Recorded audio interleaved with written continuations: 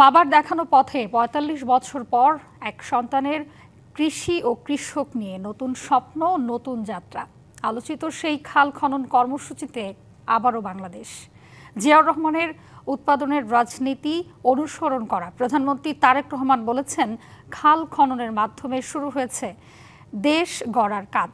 তিনি আরও বলেন, কৃষি বাঁচলে কল্যাণ হবে দেশের, আর বিএনপির রাজনীতি হলো মানুষের ভাগ্যের উন্নয়ন। সারা দেশে খাল খনন কর্মসূচির উদ্বোধন করে এসব কথা বলেন প্রধানমন্ত্রী।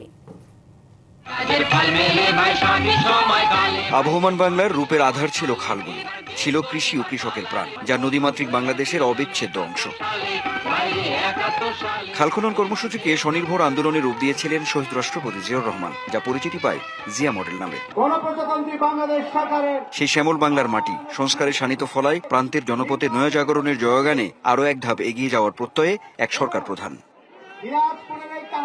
এ যেন ইতিহাসের পুনরাবৃত্তি, বাবার পথ ধরেই এক পুত্রের স্বপ্নিক যাত্রা। এবার নগদে পাচ্ছেন হেলিকপ্টার অফার, তাই কেনাকাটার পেমেন্ট নগদে করুন আর বুঝে নিন ২০০০ টাকারও বেশি ক্যাশব্যাক সহ হেলিকপ্টার রাইড। পেমেন্ট শুরু করুন আজই। ১৯৭৭ সালে দিনাজপুরের কাহারোল উপজেলার সাহাপাড়ায় যে খাল খনন করেছিলেন জিয়াউর রহমান, সেই খাল পুনঃখনন করে তারেক রহমান সূচনা করলেন নতুন অধ্যায়।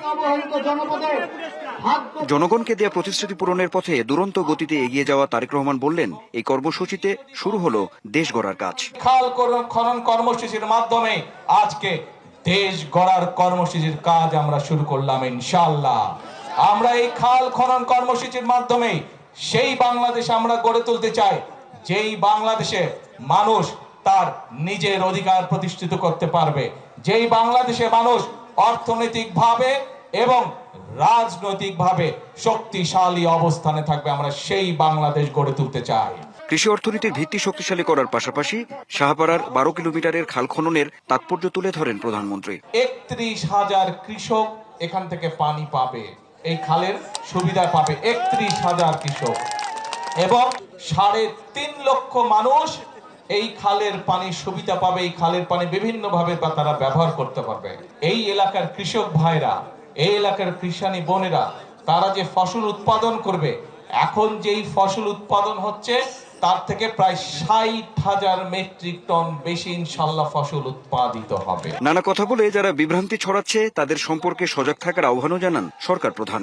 আমাদেরকে পরিকল্পনা করতে হবে এবং আমাদেরকে সতর্ক সজাগ থাকতে হবে যে বিভিন্ন রকম কথাবার্তা বলে কারা দেশে বিশৃঙ্খলা তৈরি করতে চায়, তাদের বিরুদ্ধে আমাদেরকে সজাগ থাকতে হবে। নির্বাচনী সব প্রতিশ্রুতি বাস্তবায়নের আশ্বাস দিয়ে বক্তব্যের শেষে সবার আগে বাংলাদেশ স্লোগান দিয়ে সমাবেশস্থল মুখর করেন প্রধানমন্ত্রী তারেক রহমান। করব কাজ, তারপরে কে গর্ব দেশ, সবার আগে। পরিসংখ্যান বলছে, গত কয়েক দশকে দেশের ৬০ থেকে ৭০% খাল এবং জলাভূমি বিলীন হয়ে গেছে। নদী এবং খালের মৃত্যুমানে বাংলাদেশের প্রাকৃতিক সত্তার অস্তিত্ব সংকট। সেই সব খালগুলো যদি আবার প্রাণ ফিরে পায়, তাহলে দেশের মানচিত্রে আবার নীল জলরেখা জেগে উঠবে। বিশেষজ্ঞরা বলছেন, এই খাল খনন কর্মসূচি যদি পরিকল্পিতভাবে বাস্তবায়িত হয়, তাহলে শুধু উন্নয়ন নয়, এটি হয়ে উঠতে পারে বাংলাদেশের কৃষি, পরিবেশ এবং অর্থনীতি পুনর্জাগরণের এক নতুন অধ্যায়। Anwar Hossain, DBC news, Kaharul, Dinajpur.